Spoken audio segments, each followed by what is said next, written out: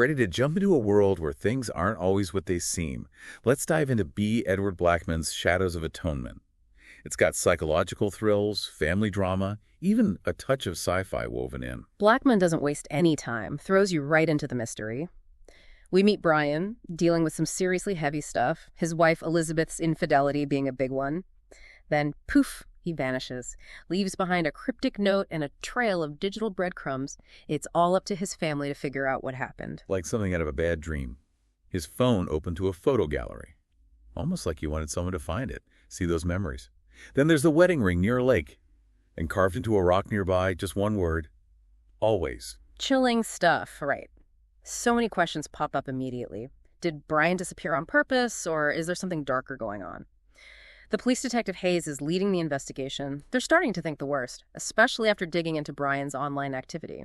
And speaking of online activity, Brian's son, Alex, he's a tech whiz, dives headfirst into his father's digital life, uncovering deleted files, hidden messages, even some unsettling online writings that paint a completely different picture of Brian. This is where the novel gets really fascinating, I think. It forces us to ask, do we ever really know anyone, especially with how people present themselves online these days? Brian, he had this carefully crafted image of a loving father, supportive husband, but his private writings. They reveal a man consumed by anger, betrayal, despair. Like peeling back layers. All right. And each layer, the mystery just gets deeper. Alex finds maps, financial instructions, even a heartbreaking letter of apology from Brian. It's a digital trail of despair, but there are these little hints of something else, too, something unexpected. Right. Like, even in all that darkness, Alex and Elizabeth, they find evidence of Brian's good side. Letters, online interactions, turns out he was touching lives in ways no one knew, through empathy and quiet support. Total opposite of what the police are focused on. Really makes you think twice about judging people, doesn't it? You think you got someone figured out, then you find these hidden depths. Blackman gives us specific examples that really hit home. Like when Brian comforted his mother-in-law after Elizabeth's affair. Think about how complicated that situation must have been. Absolutely. He could have easily turned his back on the whole family, but instead he's showing incredible compassion. Then there's his support for a pregnant teenager who's got a tough choice to make, and these late-night online conversations he's having with complete strangers who are struggling with their own issues. Almost like Brian was using his own pain to connect with others who were hurting. But just when you think you're starting to understand him, boom, there's this mysterious figure goes by D-Man. D-Man, total enigma, operates in the shadows, manipulating events, sending Alex and Elizabeth on these wild goose chases with cryptic messages. He says he's protecting them, but his motives are anything but clear. Orchestrates a whole car chase, where Alex is getting real-time instructions to dosh Detective Hayes, leads them to this deserted mall for a rendezvous. Always seems to be one step ahead. Thrilling, but creepy too, you know? And then, just when you think you're getting a handle on things, Blackman throws another curveball. Bishop, remember him? Elizabeth's lover. Well, there's this tense meeting. Bishop, Alex, Elizabeth, it all explodes into violence, literally ends with a fiery explosion, leaves you breathless, wondering who to trust and what D-Man is really after. Yeah, that explosion just throws everything up in the air. Alex and Elizabeth are forced to lean on D-Man even more, even though they still don't really know if they can trust him. A crazy situation, right? Grieving, confused, and now they're stuck in this high-stakes game where the rules keep changing. And all the while, Brian's off on his own journey, following D-Man's cryptic instructions. This is where Blackman really takes us down the rabbit hole, into the heart of the conspiracy. Brian ends up at this hidden underground bunker. It's loaded with supplies, advanced technology, the whole 9 yards. Like something straight out of a sci-fi flick, this secret world operating right under everyone's noses. It sounds insane. Described as a marvel of engineering, self-sustaining, luxurious, packed with resources. Almost like a utopia, tucked away from all the world's problems. But then as you dig a little deeper, you uncover a much darker truth. The bunker's not just a safe haven, it's the key to Brian's past. He finds out he was part of this classified genetic experiment designed to unlock human potential through enhancements. And get this, he's the only one who survived. Whoa, that's a huge revelation. So many questions, right? What kind of enhancements are we talking about? What was the point of this whole experiment? And who are these people who've been calling the shots all along? Yeah, this is where the sci-fi stuff really takes center stage. Blackman doesn't shy away from those ethical questions about genetic manipulation. What happens when you mess with the very building blocks of humanity? Who gets to decide what's enhanced and what isn't? It's kind of terrifying when you think about it, especially when you consider this organization's reach, how willing they are to just mess with people's lives. But even in this dark world, there are still those glimmers of humanity. Oh, absolutely. Think about Darlene, Brian's mother. We learn that she's the one who signed him up for the experiment. She was a nurse, didn't know the whole story, thought she was doing the right thing, but it had these terrible consequences. It's heartbreaking, really. Adds another layer of complexity to Brian's story. He's not just a victim of some shadowy organization. He's a victim of circumstance.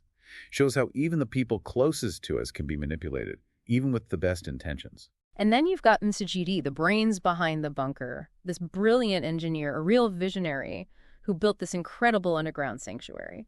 But at the same time, she's part of the system, complicit in the organization's goals, even if she started with good intentions. It's interesting, right, that duality. On the one hand, she's created this amazing feat of technology, a place that could maybe save humanity.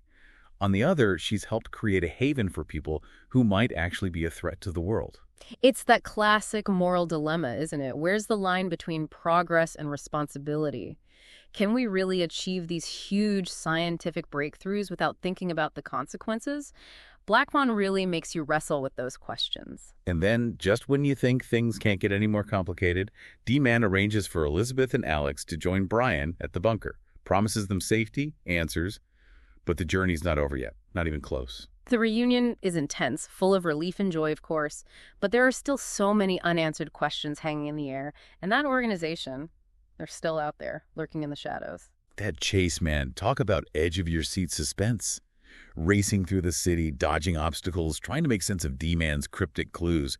You can practically feel their hearts pounding, right? And they're not headed just anywhere. It's the playground where Alex and Brian used to hang out when Alex was a kid. All those childhood memories, that bond between father and son, it all comes back in this key moment. Blackmon is so good at tying things together like that. Full circle, Reminds us of the innocence that's been lost along the way, but also that deep connection that still exists between them, even after all the craziness. And then finally, what we've been waiting for, they reach the bunker, the family's reunited, relief, joy, but there's still that lingering resentment, They're safe together, but there's a lot to unpack, a lot to figure out. Not exactly a happily ever after ending. Brian's secrets, Elizabeth's betrayal, the threat from the organization, it's all still there hanging over them. But there's hope too, right? A chance to rebuild, maybe even come out stronger on the other side. But Blackmon doesn't let us forget the danger. The organization's agents, they're relentless, their reach is unbelievable. They managed to get inside the bunker, so now it's a fight for survival, right there in their supposed safe haven. Claustrophobic, intense. You're holding your breath the whole time. They're navigating these maze-like corridors, dodging their pursuers, trying to figure out who they can trust. It's insane. And even in the middle of all that chaos, Blackmon brings in these deeper themes.